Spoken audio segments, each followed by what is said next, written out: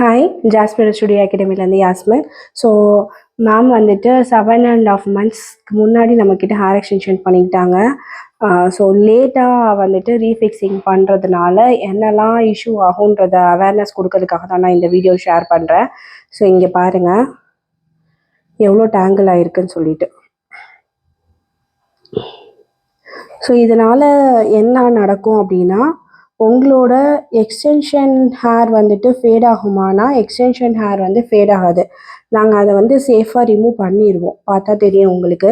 Because இது டிப்பில் வந்துட்டு ஹோல்ட் ஆகிருக்கிறதுனால ஈஸியாக வந்துட்டு ரிமூவ் ஆகிடும். ஆனால் எக்ஸ்டென்ஷன் வந்துட்டு ஃபேட் ஆகாது. ஸோ நீங்கள் இன்வெஸ்ட் பண்ண ஹேர் வந்துட்டு வேஸ்ட் ஆகாது.